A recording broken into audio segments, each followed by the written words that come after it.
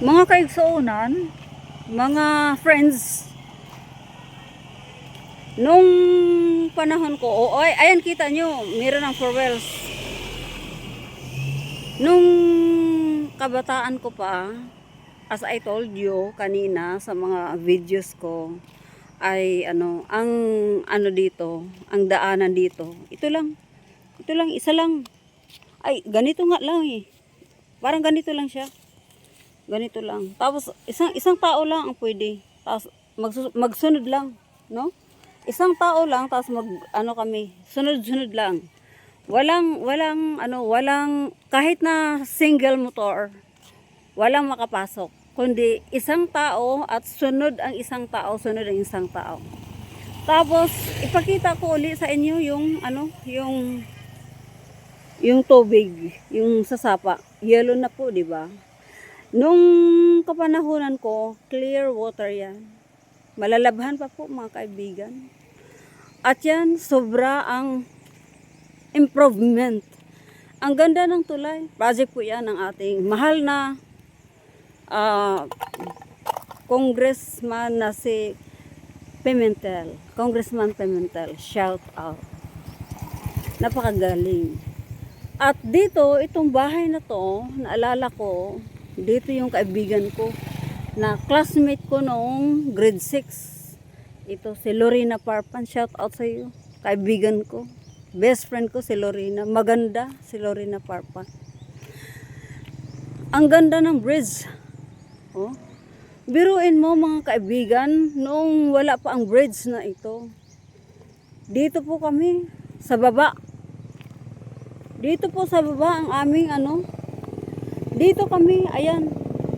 Ngayon nilagyan ng parang Manila na bungga. Nilagyan ng hagdanan. May stairs na po siya mga kaibigan. Kita nyo? Grabe. Ang laki ng improvement. Unbelievable. I really can't believe. Oh, ang sabi ng kapatid ko, medyo matagal-tagal na ang proyekto na ito ni Pimentel. So, maraming salamat mahal na Congressman Pimentel.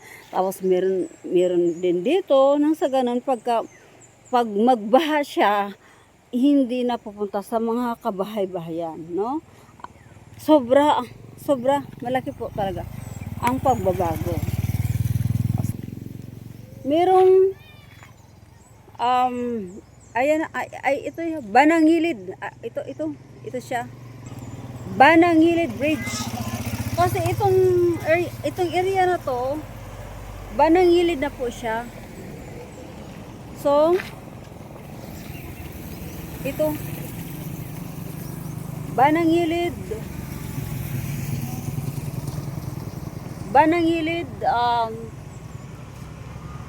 bridge, no? Tulay ng Banangilid. Dati wala po ito. Sa baba po kami. Napakahirap ng buhay namin dito. Ayan, ang ganda ng namin ng nature, no? Nature pa rin. Maganda, super ganda. Of course. Tapos akala ko wala nang ginto. Nakita niyo naman kanina, may ginto pa rin.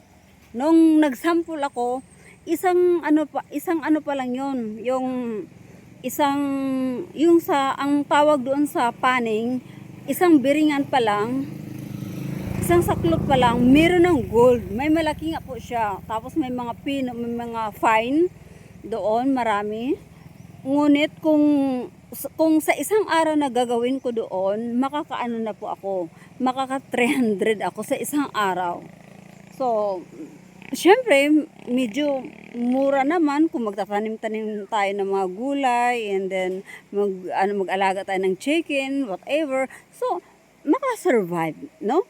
At nandoon pa rin yung mga kaibigan, yung sinasabi nyo, ayan yung banlasan ang tawag doon. Mas malaki mas marami ang makukuha mong ginto kapag gumagamit ka ng, ang tawag dyan ay banlasan. Ayan mga kaibigan.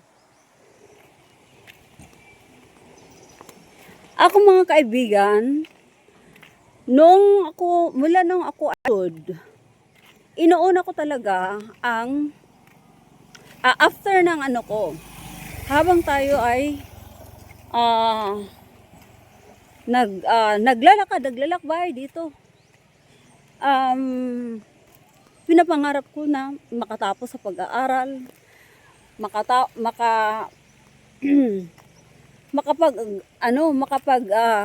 teach, no? Makapagtrabaho, of course. But then I failed in teaching position because the salary is not good. Nung si President Rodrigo Duterte, tinaasan na po niya yung salary ng mga teachers and ano ba yun, yung police, no? But then, hindi pa rin sapat yun kasi yung mama ko nagkasakit, and then mga kapatid ko walang mga bahay, and then sa sarili ko din, mismo sa sarili ko, nangarap po ako na magkaroon ako ng magandang buhay. Mismo sa sarili ko. Ako ay ambisyosa. Ambisyosa po talaga ako. Na gusto kong magkaroon ng magandang buhay talaga. So, gusto kong maiahon ko sa hirap ang aking buhay. Kasi ayokong manatili na lamang na yung nanay ko na hindi ko maipagamot, yung sarili ko, hindi ko maipampers ng maayos, yun, no? So, hindi ako kontento sa sarili ko, kaya nag-abroad ako. Nangyari na yun mga kaibigan, alam mo mga kaibigan, ang ganda na, ang ganda. Noon, walang ganito. Tapos yun mga kaibigan, yun na nga, nag-abroad ako. Bumili ako dito ng ng lupa, kaso lang medyo kasi kung doon sa nag-sample ako, I tried na magpaning kung kaya ko pa naman pala, nakakuha nga ako ng ginto,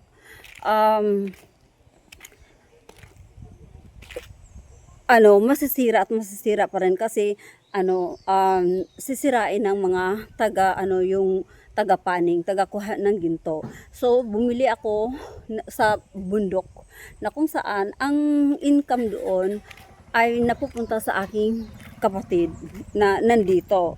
At yung iba naman na naipundar ko doon yung sa palayan, yung kapatid kong isa na sumunod sa kanya. Yun yung kumukuha ng yung sa nyugan ko, yan yung maliit na kapatid ko. Tapos yung sa palayan, ayun yung isa, at saka yung sa isdaan. Meron nun kaming sa isdaan na sa malayo na yung kapatid ko, kaya hindi siya basta-basta alis-alis kung saan-saan. Kaya ako lang po talaga ay nag-abroad. So, ayan mga kaibigan, isa pa rin po yan.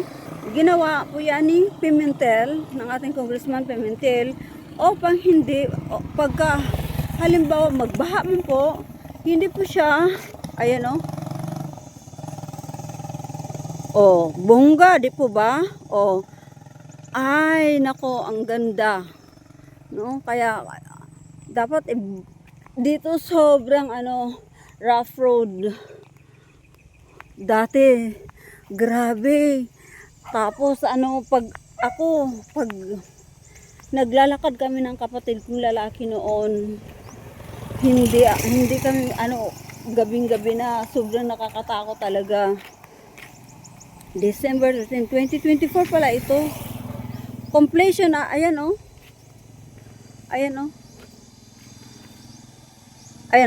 contra completion date, December 13, 2024 pa. O di ba? Sinasabi ko sa inyo, hindi po ako nagsisinungaling. Barangay Tamis Barbo, Surigao del Sur. Ayan.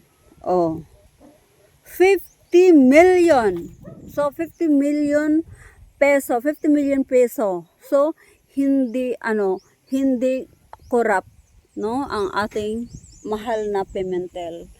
So, ang ganda naman ng gumamila na ito. Oh. See? Ang ganda ng kulay niya. Ang ganda ng kulay at saka yung petals. Oh. See? Oh. Oh. So, yan lang po mga kaibigan. Thank you so much for watching. Please like, subscribe, and touch the notification bell kung kung ano man ang gusto niyong ipa-video sa akin, paki-suggest naman at yun, mga friends, ito ay documentary sa aking buhay. Hindi ko naman inaano na, sino ba naman ako, 'di ba, friends, na talagang anuhin nyo, panoorin nyo, but then I wanna share my life, no? Na yun, grabe, kahit na tuyo, hindi kami basta-basta makakain ng tuyo. Kasi nakikita nyo naman, wala pa nga ito, wala ito. Halimbawa, ganito lang, mga ganyan lang, imustra ko sa ganyan lang ang daanan. Ganyan lang ang daanan. Tapos, hindi ka pwede magchinilas dahil maputik. Tapos, sunod-sunod kayo. Ganyan lang. Yun lang mga friends. Thank you so much for watching, no? God bless us. And, magtiwala tayo sa Diyos dahil walang imposible sa Kanya. Bye-bye!